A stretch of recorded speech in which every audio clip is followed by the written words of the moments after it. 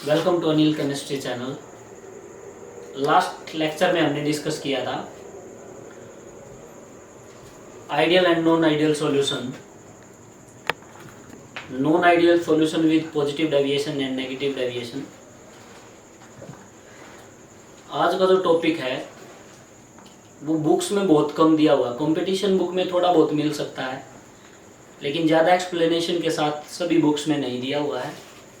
लेकिन उससे क्वेश्चन अच्छा आता है कंपटीशन में, और बोर्ड के पर्पज से उसको समझना बहुत ज़रूरी है। टॉपिक का नाम है एजियोट्रोपिक मिक्सचर। टॉपिक हमारा जो है एजियोट्रोपिक मिक्सचर है। तो एजियोट्रोपिक मिक्सचर में हम सबसे पहले बात करेंगे डिस्टिलेशन क्या होता है या फ्रैक्शनल डिस्टिलेशन क्या होता है। ये हमारा मेन टॉपिक रहेगा। फिर फ्रैक्शनल डिस्टिलेशन से हम समझेंगे कि एजियोट्रोपिक मिक्सचर कैसे बनते हैं। तो फ्रैक्शनल डिस्टिलेशन, डिस्टिल्ड वर्ड आप लोगों ने सुना हुआ है, प्योरीफाई करने के लिए यूज किया जाता है किसी चीज़ को। तो फ्रैक्शनल डिस्टिलेशन क्या है, एग्जाम्पल के साथ समझेंगे, और वही एग्जाम्पल आपका एजियोट्रोपिक मिक्सचर में यूज कर लेंगे ताकि आपको अच्छे से समझ में आए। हमने क्या किया, इथाइल अल्कोहल लिया या ethanol, C2H5OH molecular formula. Boiling point याद रखिएगा, याद रहे तो ठीक है, अदरवाइज कोई इतना ज़्यादा जरूरी भी नहीं है। बॉइलिंग पॉइंट इसका 351.3 केल्विन होता है। Water H2O boiling point 373 kelvin. हम क्या करते हैं, हमने नोट किया कि भाई इसका जो बॉइलिंग पॉइंट है 351 है और इसका जो बॉइलिंग पॉइंट है 373 है। जिसका ज़्यादा बॉइलिंग पॉइंट होता है इसका मतलब उसका वेपर प्रेशर कम होता है। ये सभी को पता है, ऑलरेडी बताया भी जा चुका। ज़्यादा इंटरमोलिकुलर फोर्स ऑफ अट्रैक्शन होने की वजह से ज़्यादा बॉइलिंग पॉइंट है, तो वेपर प्रेशर ऑब्वियसली कम होगा उसका। तो boiling point of water higher than boiling point of ethanol, so vapour pressure of ethanol will be higher to water, right. Vapour pressure ethanol का ज़्यादा होगा, जबकि बॉइलिंग पॉइंट किसका ज़्यादा है, वाटर का ज़्यादा। क्लियर। अब ये बॉइलिंग पॉइंट क्या होता है, देखिए बॉइलिंग पॉइंट क्या है, जनरली हम पढ़ते हैं boiling point the temperature at which a substance get boil. ये काफ़ी छोटी क्लास के लिए डेफिनेशन है। अभी जो हमारे आप लोगों के स्टैंडर्ड के हिसाब से जो डेफिनेशन है वो क्या है, boiling point is the temperature at which vapour pressure of a liquid becomes equal to atmospheric pressure. हम सब जानते हैं कि भाई एटमॉस्फेरिक प्रेशर है कुछ ना कुछ, यहाँ ऊपर से क्या लग रहा है, एटमॉस्फेरिक प्रेशर। इस लिक्विड को क्या किया गया, वेपराइज कर रहे हैं, इसमें से वेपर्स निकल रही हैं। वेपर्स निकल रही हैं तो वेपर्स का क्या होगा, वेपर प्रेशर। जिस टेम्परेचर पर ये वेपर प्रेशर एटमॉस्फेरिक प्रेशर के इक्वल हो जाता है, that temperature is called boiling point. फिर से समझिए, इस लिक्विड को वेपराइज किया जा रहा है, इसका वेपर प्रेशर होगा, वेपर प्रेशर होगा। तो वेपर प्रेशर जब एटमॉस्फेरिक प्रेशर के इक्वल हो जाता है, दैट टेम्परेचर इज कॉल्ड, उस टेम्परेचर को क्या कहा जाता है, बॉइलिंग पॉइंट कहा जाता है, right. That is the boiling point of the liquid, उसको हम बॉइलिंग पॉइंट कहेंगे लिक्विड का। तो बॉइलिंग पॉइंट क्या है, टेम्परेचर एट विच, एक टेम्परेचर जिस पे वेपर प्रेशर लिक्विड का किसके इक्वल हो जाता है, एटमॉस्फेरिक प्रेशर के लिक्विड हो जाता है, उसको हम बॉइलिंग पॉइंट बोल देते हैं। क्लियर। हमने क्या किया, इन दोनों को मिक्स कर लिया, इन दोनों को मिक्स करके एक मिक्सचर सॉल्यूशन बनाया। कंपोजिशन उसकी हमने मान लीजिए 50-50 रख ली, यानी कि 50 ये रख लिया, 50 ये रख लिया, 50% ये 50% ये, दोनों की कंपोजिशन हमने मिक्स करके, ठीक है, दोनों को मिक्स कर लिया और इस एक क्लोज वेसल में डाल दिया। हालांकि जो डिस्टिलेशन का जो हमारा पूरा एपरेटस होता है वो इससे बिल्कुल डिफरेंट होता है, ये सिर्फ आपको समझाने के लिए बनाया गया। तो यहाँ पर क्या किया हमने, एक क्लोज वेसल में क्या किया, इथेनॉल का और वाटर का मिक्सचर डाल लिया सॉल्यूशन बना के, ठीक है ना। इसके मोल फ्रैक्शन हमने XA ले लिए, इसके मोल फ्रैक्शन वाटर के हमने XB ले लिए। 50-50% दोनों को ऐड किया और इसके अंदर मिला के डाल दिया, राइट। यहाँ पर हमने क्या किया, इस वेसल के, इस ट्यूब के थ्रू हम इसको एक फ्लास्क में कलेक्ट करेंगे।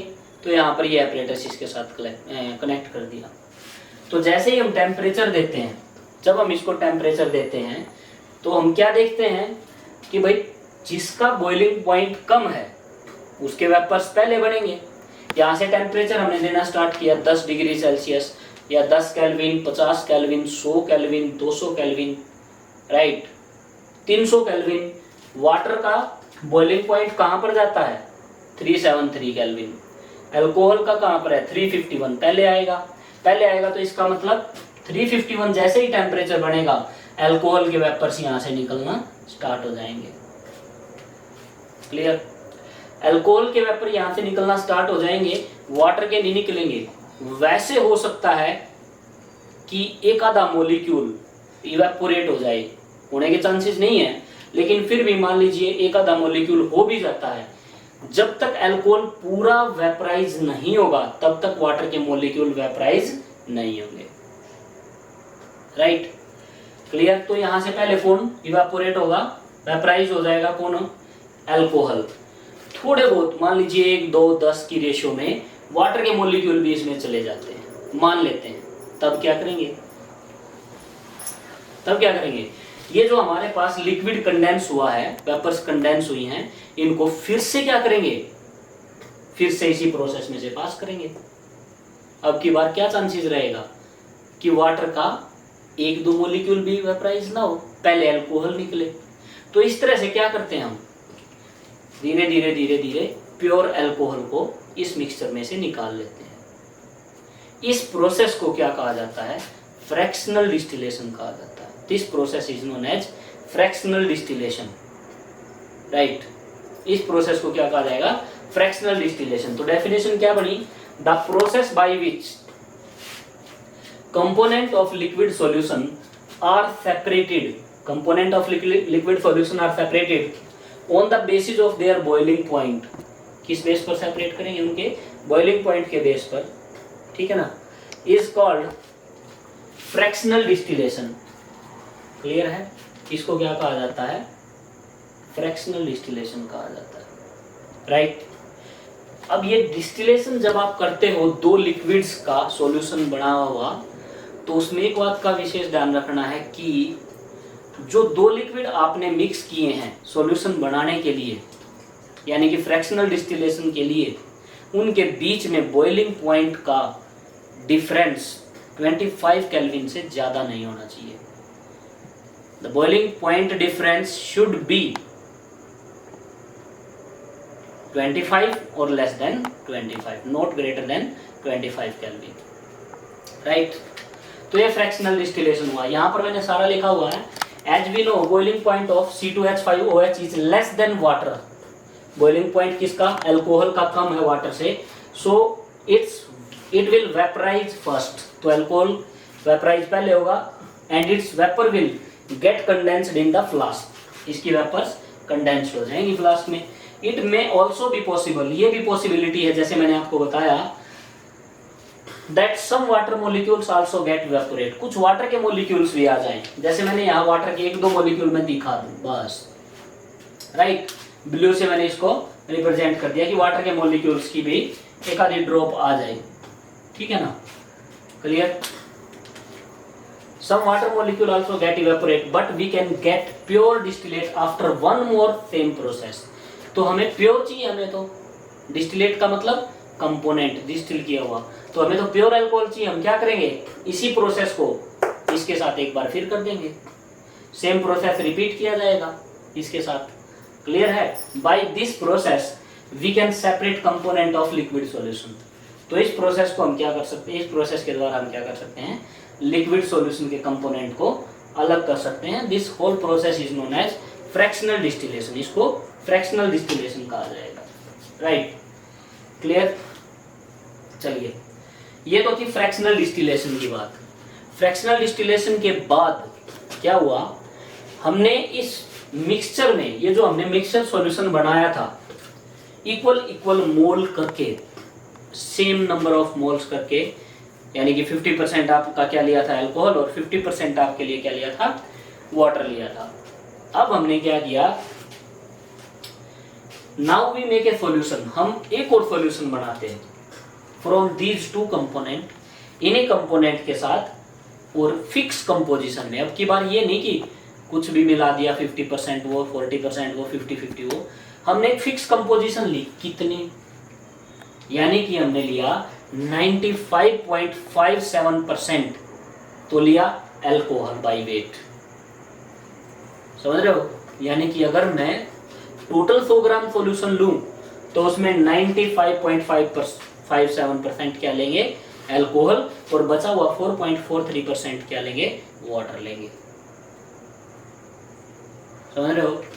95.57 ग्राम क्या लूंगा? अल्कोहल, और 4.43 ग्राम क्या लेंगे?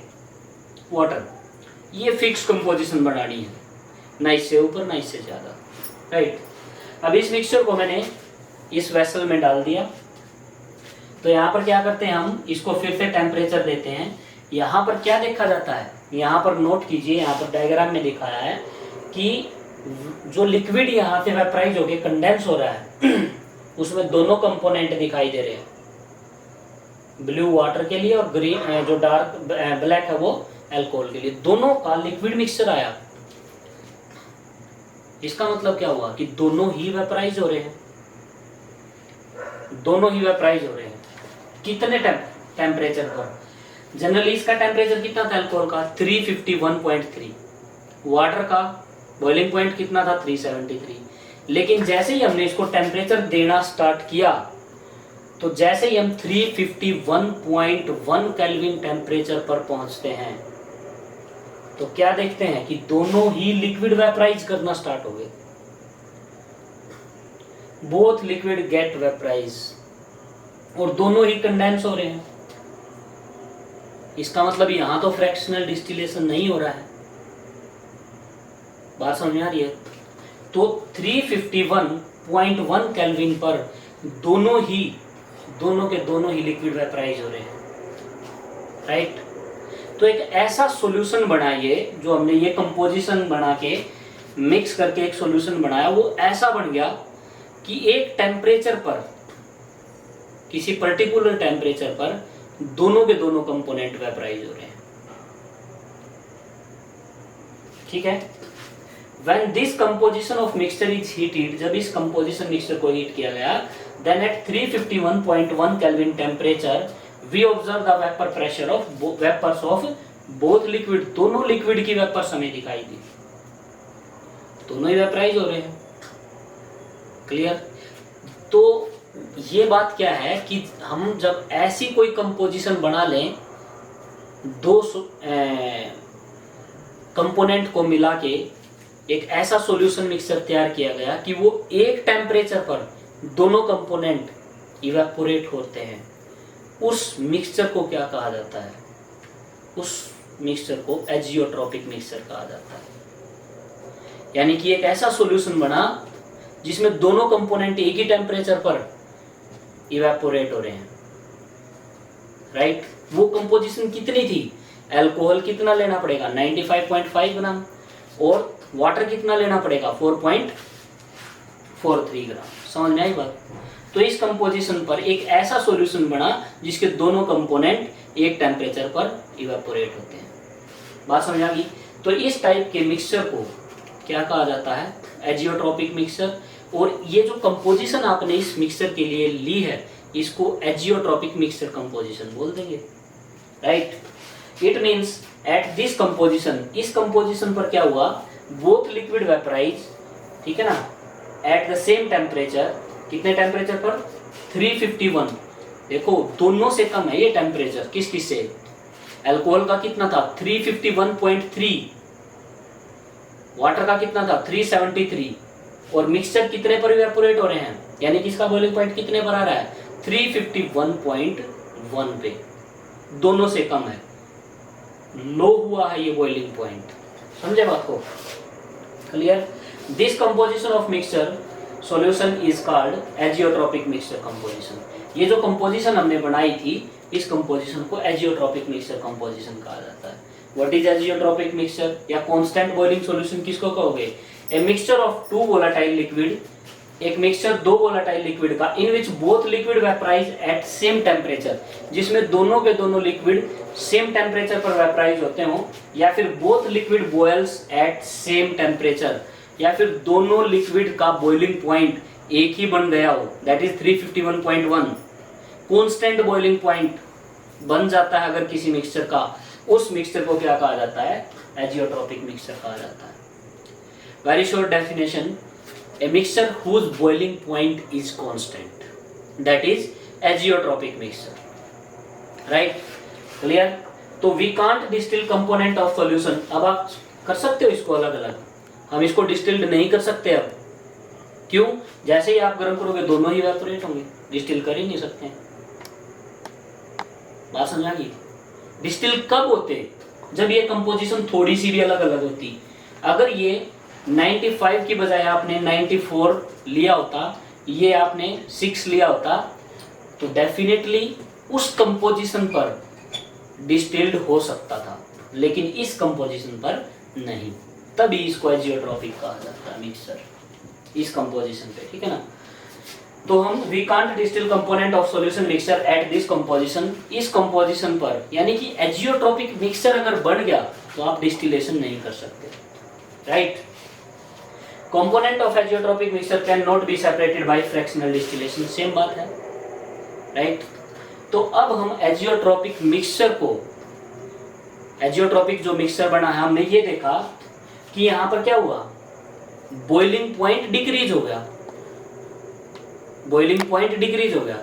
तो मैंने आपको ये बताया था नेगेटिव डेविएशन में, नेगेटिव डेविएशन में मिनिमम बॉइलिंग और मैक्सिमम बॉइलिंग आपको लिखवाया था।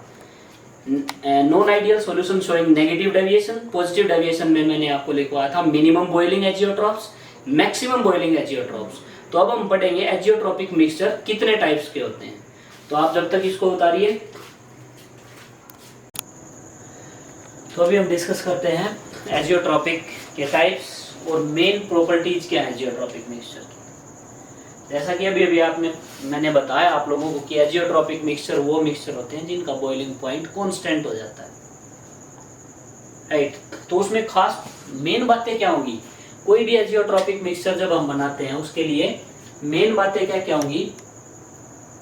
तो सबसे पहले it should be binary solution, याद रखना ये बाइनरी सॉल्यूशन होना चाहिए, यानी कि इसमें एक ही सॉल्यूट होगा, एक ही सॉल्वेंट होगा और बोथ आर वोलेटाइल, दोनों के दोनों वोलेटाइल होने चाहिए, राइट?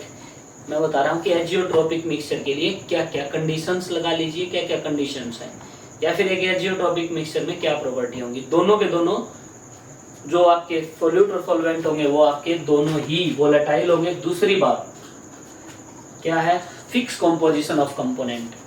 अभी हमने डिस्कस किया था कि एक सॉल्यूशन बनाया था जिसमें आपका अल्कोहल 95.57% था और दूसरी तरफ वाटर जो था आपका 4.43% था। तो फिक्स कंपोजिशन होनी चाहिए, अगर आप उससे थोड़ी सी भी इधर उधर कंपोजिशन कर देते हो तो एजियोट्रोपिक मिक्सचर नहीं बनेगा, राइट? क्लियर? तीसरा point, fractional distillation is not possible. Azeotropic mixture में हमने देखा था फ्रैक्शनल डिस्टिलेशन पॉसिबल नहीं है, आप अलग कंपोनेंट्स को, आप कंपोनेंट को अलग नहीं कर सकते हो, राइट? क्लियर है? अच्छा, फ्रैक्शनल डिस्टिलेशन क्यों नहीं पॉसिबल है ये भी बात कर लेते हैं।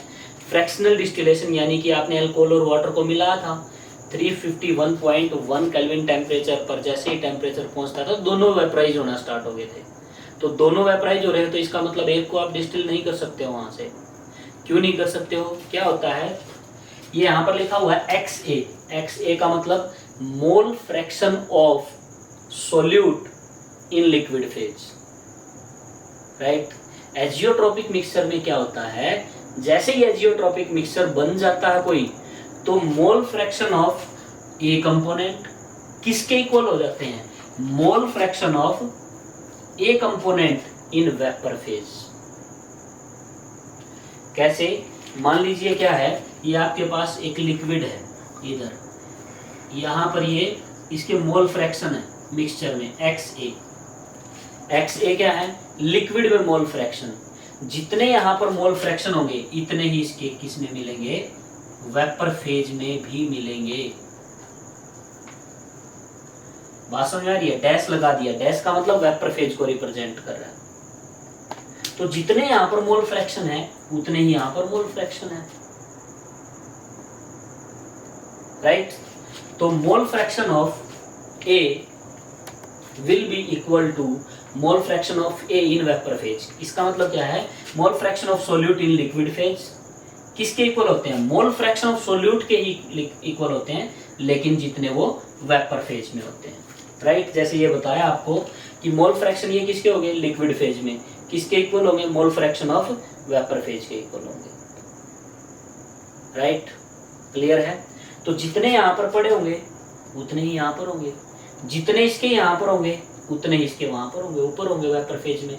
इसका मतलब आप डिस्टिल कर ही नहीं सकते हो, राइट? चलिए, this solution will be boil at constant temperature. ये ऑलरेडी बताया जा चुका है कि जो एजियोट्रॉपिक मिक्सचर्स होते हैं वो एक कांस्टेंट बॉइलिंग पॉइंट पर ही बॉयल करते हैं पूरा मिक्सचर, राइट? तो ये क्या है? These are the main properties of azeotropic mixture. ये बातें एक एजियोट्रॉपिक मिक्सचर में आपको देखने को मिलेंगी, क्या होती हैं। अब हम बात करेंगे टाइप्स ऑफ एजियोट्रॉपिक मिक्सचर की। टाइप्स ऑफ एजियोट्रॉपिक मिक्सचर बहुत सारे या सम कुछ, ठीक है ना, कुछ नॉन आइडियल सॉल्यूशन ऐसे होते हैं जो एजियोट्रॉपिक मिक्सचर बनाते हैं। Some non ideal solution form azeotropic mixture.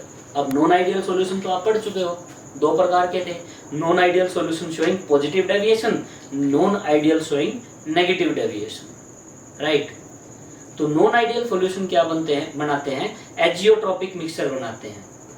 यानी कि नॉन आइडियल सॉल्यूशन में ऐसा कोई पॉइंट आता है कंपोजिशन का जिस पर वो दोनों के दोनों कंपोनेंट को इवेपोरेट करता है।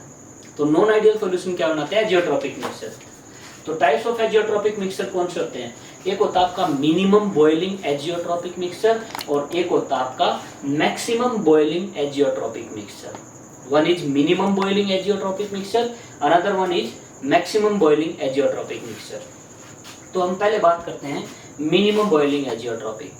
जैसा नाम से ही क्लियर है कि एक ऐसा एजियोट्रॉपिक मिक्सचर जिसका बॉइलिंग पॉइंट मिनिमम हो गया हो। अब किससे मिनिमम, वही देखते हैं। हमने क्या किया था, एक एग्जांपल लिया था। जैसे पहले डेफिनेशन लिखी, an azeotropic mixture in which boiling point is less than both component. दोनों कंपोनेंट से लेस बॉइलिंग पॉइंट मिलेगा किसका? जो मिक्सचर आपने बनाया है। तो हमने एक एग्जांपल लिया था, इथेनॉल प्लस वाटर को हमने मिक्स किया।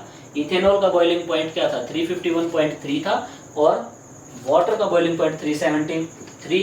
इसकी कंपोजिशन हमने कितनी ली थी? 95.5% by weight ethanol in water, right? Clear? तो हमने क्या देखा कि जैसे ही मिक्सचर बना 351 पर दोनों की इवेपोरेशन निकलने लगी। इसका मतलब एजियोट्रॉपिक मिक्सचर बन गया। कितने पर? इस कंपोजिशन पर और इतने टेम्परेचर पर बॉइलिंग पॉइंट आया उसका 351। क्या दोनों से कम नहीं है? 351.1 दोनों से कम है। इसका मतलब क्या हुआ? ये एजियोट्रॉप बना है और इसका बॉइलिंग पॉइंट क्या हो चुका है? मिनिमम हो चुका है। तो हम क्या कहेंगे इसको? Minimum boiling azeotropic mixture, right? तो हियर वी ऑब्जर्व दैट, हमने क्या नोट किया? बॉइलिंग पॉइंट डिक्रीज हो रहा है और आपको बहुत अच्छे से पता है कि जब भी किसी सॉल्यूशन का बॉइलिंग पॉइंट कम हो जाता है तो इसका मतलब उसकी वेपर्स बढ़ना स्टार्ट हो जाती है। तो boiling point is inversely proportional to vapour pressure. Boiling point कम हुआ, वेपर प्रेशर इंक्रीज हुई। तो बॉइलिंग पॉइंट डिक्रीज हुआ तो उस नॉन आइडियल सॉल्यूशन की वेपर प्रेशर क्या हो जाएंगे? इंक्रीज हो जाएंगे, वेपर्स इंक्रीज हो जाएंगे। दिस टाइप ऑफ बिहेवियर ये किस में शो किया देखा गया था? ये देखा गया था non ideal solution showing positive deviation, क्योंकि उसमें आप लोगों ने नोट किया होगा कि पॉजिटिव डेविएशन में ग्राफ जो है वो कुछ इस तरह से पॉजिटिवली डेविएट होता है, राइट? तो पॉजिटिव डेविएशन जब हमने नोट किया था तो ग्राफ इस तरह से बनाया था ऊपर की तरफ, राइट? ठीक है, non ideal solution showing positive deviation, right? तो क्या हुआ यहाँ पर? ये जो बिहेवियर शो किया जा रहा है ये किसके द्वारा? ऐसा कौन सा non ideal solution positive deviation वाला शो करता है। This type of non ideal solution are known as minimum boiling azeotropes. Deviation positive deviation किससे आया? किसको शो करता है? मैक्सिमम वेपर प्रेशर को। मैक्सिमम वेपर प्रेशर कहाँ से आती हैं? मिनिमम बॉइलिंग पॉइंट से। तो ये आपका नॉन आइडियल सॉल्यूशन कैसा होगा? नेगेटिव डेविएशन शो कर रहा होगा और मिनिमम बॉइलिंग एजियोट्रॉप्स होगा।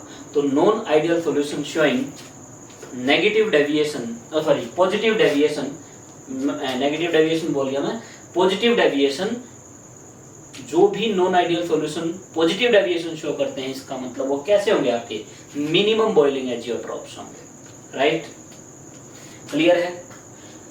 इसके बाद हम इसके ग्राफ को समझेंगे कि इसकी ग्राफ की रिप्रेजेंटेशन कैसी है, क्योंकि बुक्स में ग्राफ दिया हुआ और वो बहुत मुश्किल से समझ में आता है। तो इसके ग्राफ को समझेंगे। एक बार हम मैक्सिमम बॉइलिंग एजियोट्रॉप्स को रीड करते हैं, ठीक है? तो मैक्सिमम बॉइलिंग एजियोट्रॉप्स किसको बोलेंगे? मैक्सिमम बॉइलिंग एजियोट्रॉप्स जैसे नाम से ही क्लियर है कि ऐसा एजियोट्रॉपिक मिक्सचर जिसका बॉइलिंग पॉइंट उसके दोनों कंपोनेंट से ज्यादा हो गया हो, that is maximum boiling component azeotropic mixture. Right, clear है? अब बॉइलिंग पॉइंट ज्यादा हो रहा है, बॉइलिंग पॉइंट अगर ज्यादा हो जाता है तो बॉइलिंग पॉइंट से क्या होगा? वेपर प्रेशर कम होंगी, वेपर प्रेशर कम होंगी तो नॉन आइडियल सॉल्यूशन कैसा ग्राफ डेविएट शो करेगा? नेगेटिव डेविएशन का ग्राफ शो करेगा। देखते हैं। तो an azeotropic mixture whose boiling point is greater than its component, ठीक है ना? एक एग्जांपल लिया हमने HCl और वाटर। जैसे ही HCl और वाटर, HCl का बॉइलिंग पॉइंट 188 केल्विन होता है, वाटर का 373, इनकी कंपोजिशन जो हम लेते हैं 20.3 ले लेते हैं, यानी कि HCl आपका कितना होना चाहिए? 20.3% इन वाटर। राइट, क्लियर है? बाकी रिमेनिंग वाटर डाल देंगे उसमें। तो क्या देखते हैं कि जैसे इसको मिक्सचर को बनाया जाता है और हम टेम्परेचर देना स्टार्ट करते हैं, तो ना तो ये 188 पर वेपराइज होता है, ना ये 373 पर वेपराइज होता है, उससे ऊपर बॉइलिंग पॉइंट जाता है और तब जाके इसका वेपर प्रेशर आता है। वेपराइज तो हो जाएगा, लेकिन वेपर प्रेशर कितने पर आएगा? इसका 383 केल्विन पर, यानी कि ये एक मिक्सचर जो बनेगा 383 केल्विन पर जाकर बॉयल होगा। राइट, तो इसका मतलब बॉइलिंग पॉइंट इंक्रीज हो गया। राइट, अगर बॉइलिंग पॉइंट इंक्रीज होता है तो ये ऑलरेडी पता है आप लोगों की क्यों हुआ होगा, क्योंकि यहाँ पर HCl और वाटर ने क्या बनाया होगा? एक्स्ट्रा हाइड्रोजन बॉन्ड बनाए हैं। एक्स्ट्रा हाइड्रोजन बॉन्ड बनने की वजह से क्या होगा? मॉलिक्यूलर फोर्स ऑफ अट्रैक्शन बढ़ गया। मॉलिक्यूलर फोर्स ऑफ अट्रैक्शन बढ़ने की वजह से क्या होगा? वेपर प्रेशर, बॉइलिंग पॉइंट बढ़ेगा। बॉइलिंग पॉइंट बढ़ने से क्या होगा? वेपर प्रेशर कम होगा। वेपर प्रेशर का ग्राफ कैसा आएगा? नेगेटिव डेविएशन शो करेगा। तो non ideal solution showing negative deviation होगा। तो non ideal solution showing negative deviation कैसा एजियोट्रॉपिक मिक्सचर है? Non ideal solution showing negative deviation कैसा एजियोट्रॉपिक है? Maximum boiling azeotropes. बात समझ आ गई? तो ये मैक्सिमम बॉइलिंग, क्योंकि इसका बॉइलिंग पॉइंट बढ़ जाता है। Here we observe that boiling point increase, boiling point increase हुआ, vapor pressure decrease होगा। Decrease in vapor pressure is shown by non-ideal solution। Clear है? Decrease in vapor pressure कौन सा ideal solution, non-ideal solution? Negative deviation में आता है। Right, तो non-ideal solution showing negative deviation are known as maximum boiling azeotrophs। इनको क्या कहा जाएगा? maximum boiling azeotrophs कहा जाएगा, या maximum boiling azeotropic mixture कहा जाएगा। इसके बाद हम इसके ग्राफ्स को पढ़ते हैं। आप इसको एक बार उतार लीजिए। अभी हमने पढ़ा था non ideal solution showing negative deviation positive deviation में minimum azeotropic, minimum boiling azeotropes and maximum boiling azeotrope. इसी को हम ग्राफिकल रिप्रेजेंटेशन से यहाँ पर एक बार समझेंगे। थोड़ा सा कॉम्प्लेक्स सा टॉपिक है, लेकिन समझिएगा, बहुत अच्छे से समझ में आएगा। तो मिनिमम बॉइलिंग एजियोट्रॉप्स कौन शो करता है? Non ideal solution showing positive deviation, वो minimum boiling azeotropes, right, mixture होते हैं। तो उसमें आपने देखा था कि इथेनॉल का और हमने वाटर का मिक्सचर लिया था। इथेनॉल की कंपोजिशन, एजियोट्रॉपिक कंपोजिशन एजियोट्रॉपिक के लिए 95.5% होती है और वाटर की कंपोजिशन 4.43 होती है। इथेनॉल का बॉइलिंग पॉइंट आपको पता है 351.3 केल्विन है और वाटर का 373 केल्विन है। जैसे ही एक एजियोट्रॉपिक मिक्सचर बनता है तो एक पर्टिकुलर कंपोजिशन पर इनका बॉइलिंग पॉइंट कितना हो जाता है? 351 केल्विन पर ये एजियोट्रॉपिक मिक्सचर बन जाते हैं। तो हमें वही पढ़ना है। देखिए ग्राफ जो है आपका डबल एक्सिस में लिया गया है। यहाँ पर हम देख रहे हैं कि इस एक्सिस पर वाटर के मोल फ्रैक्शन बिल्कुल कम है, 0, यानी कि वाटर 0%, इथेनॉल यहाँ पर 100%। उधर चलते चले जाते हैं, वाटर 100% हो गया, मोल फ्रैक्शन इसके 1 है, और यहाँ पर इथेनॉल 0% हो गया, राइट। तो इस एक्सिस पर ये ग्राफ जो प्लॉट किया गया है प्रेशर और मोल फ्रैक्शन के बीच में है। तो प्रेशर और मोल फ्रैक्शन के बीच में इथेनॉल का यहाँ पर इस पॉइंट पर अगर इस एक्सिस पर देखोगे तो ई ज़्यादा है, इथेनॉल ज़्यादा है, और इथेनॉल का बॉइलिंग पॉइंट कम भी है वाटर से, तो इसका वेपर प्रेशर ज़्यादा होगा, इसलिए मैंने इस पॉइंट को हायर लेवल पर लिया है, और इधर वाटर के पॉइंट को, क्योंकि वाटर का बॉइलिंग पॉइंट ज़्यादा है तो ऑब्वियसली वेपर प्रेशर कम होगा, चाहे वो प्योर स्टेट में भी हो उस टाइम, तो यहाँ पर इसका थोड़ा सा लेवल इससे नीचे लिया है, राइट। तो हम क्या देखते हैं, इस ग्राफ को देखना, नीचे वाले को ग्राफ को नहीं देखना है। तो आपने पढ़ा था कि जब कंपोजिशन इथेनॉल की 95.57% हो जाए, समझ रहे हो बात को, यहाँ पर इथेनॉल कितना है 100 ग्राम या 100% ले लीजिए, तो 100 से उस साइड जा रहे हो तो कितना हो रहा है, 100 से उस साइड जाओगे तो कितना होगा 99, 98, 96, 95, यहाँ पर मान लीजिए आपका 95% आता है यहाँ पर, राइट। इस कंपोजिशन पर आते ही 95.57 क्या हो गया आपका इथेनॉल हो गया, और 4 पॉइंट क्या हो गया आपका वाटर हो गया। तो इस कंपोजिशन पर आते ही क्या होगा, बॉइलिंग पॉइंट क्या हो जाएगा, डिक्रीज हो जाएगा, दोनों से कम हो जाएगा। अगर बॉइलिंग पॉइंट डिक्रीज हो गया तो इसका मतलब क्या होगा, वेपर प्रेशर इस कंपोजिशन पर मैक्सिमम मिलेगा, इंक्रीज होगा। तो ये देखिए, ये वेपर प्रेशर का ग्राफ, इधर ये वेपर प्रेशर ये बढ़ता गया, तो इस पॉइंट पर मैक्सिमम बॉइलिंग पॉइंट होगा, राइट, क्लियर है। और उस टाइम उस साइड जैसे जैसे वाटर की तरफ जा रहे हो तो इसका मतलब वहां पर क्या है, कंपोजिशन चेंज होती जा रही है, बात समझ आ गई। तो हमें क्या देखना है, इस कंपोजिशन पर वेपर प्रेशर क्या है, मैक्सिमम है, क्योंकि इस कंपोजिशन पर टेम्परेचर कितना है 351 पर हम नोट करते हैं, राइट। तो वेपर प्रेशर क्या दिखाई दिया हमें, मैक्सिमम दिखाई दिया। इसी के नीचे दूसरा ग्राफ प्लॉट किया गया है, ग्राफ अब की बार किसके बीच में, टेम्परेचर और मोल फ्रैक्शन के बीच में। सेम वही की वही चीजें, XW इधर 0 है, मोल फ्रैक्शन ऑफ वाटर 0 है, इथेनॉल का मैक्सिमम। उधर जाएंगे तो मोल फ्रैक्शन क्या हो जाएगा, उधर मोल फ्रैक्शन जो है वाटर का मैक्सिमम है और इथेनॉल का 0 है, सेम बिल्कुल। यहाँ पर मैंने क्या किया है कि इथेनॉल का बॉइलिंग पॉइंट 351 है, तो इसका लेवल 370 लेवल के नीचे से थोड़ा सा कम रखा है, समझ रहे हो बात को, क्लियर। तो ये इसका बॉइलिंग पॉइंट यहाँ पर 351.3 केल्विन दिखा रहा है, यहाँ पर वाटर का बॉइलिंग पॉइंट दिखा रहा है, तो इसको T से डिनोट कर देते हैं हम, TE, और ये TW, राइट, क्लियर। अब आप यहाँ पर क्या देख रहे हो, यहाँ पर आप देख रहे हो कि वाटर आपका 0 है, समझ रहे हो, इथेनॉल आपका 1, यानी कि वाटर 0%, इथेनॉल 100%।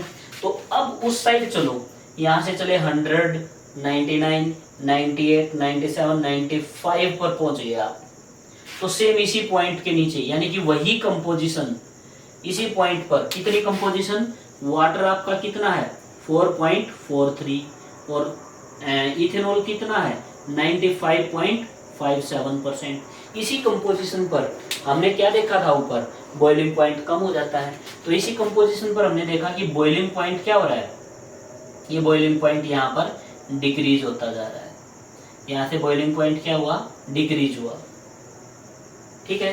तो हम ग्राफ किसके बीच में खींच रहे हैं, टेम्परेचर और मोल फ्रैक्शन के बीच में। तो इस कंपोजिशन पर हम देखते हैं कि ये बॉइलिंग पॉइंट यहाँ से डिक्रीज हो गया, राइट, क्लियर है, बॉइलिंग पॉइंट डिक्रीज हो रहा है। तो उधर से आप देख रहे हो, जब आप उस साइड से आ रहे हो, यानी कि उस साइड से अगर हम चलते हैं तो हम देखते हैं कि वाटर जो है डिक्रीज होता जा रहा है और इथेनॉल इंक्रीज होता जा रहा है। तो हम देख रहे हैं उधर का भी बॉइलिंग पॉइंट कितना था प्योर वाटर के लिए, 373 था। जैसे ही मिक्सिंग होती जा रही है, जैसे ही इथेनॉल 95.57% आएगा तो यहाँ पर क्या हो जाएगा, बॉइलिंग पॉइंट आ रहा है सॉल्यूशन का, यानी कि उधर से भी इसी पॉइंट पर, इधर से भी इसी पॉइंट पर, नीचे वाली लाइन किसको रिप्रेजेंट कर रही है? Liquid liquid solution, liquid liquid solution. और आपको पता है कि अगर बॉइलिंग पॉइंट घटता जा रहा है, अगर मैं कहूं कि ये बॉइलिंग पॉइंट का ग्राफ है, देखिए बॉइलिंग पॉइंट 351.3 से घटता जा रहा है, डिक्रीज होता जा रहा है, तो वेपर प्रेशर क्या होता है? जितना बॉइलिंग पॉइंट घटेगा उतना ही वेपर प्रेशर बढ़ेगा। जितना बॉइलिंग पॉइंट इसमें घटता जा रहा है, वेपर प्रेशर बॉइलिंग पॉइंट के घटने से क्या होता है? बढ़ता है।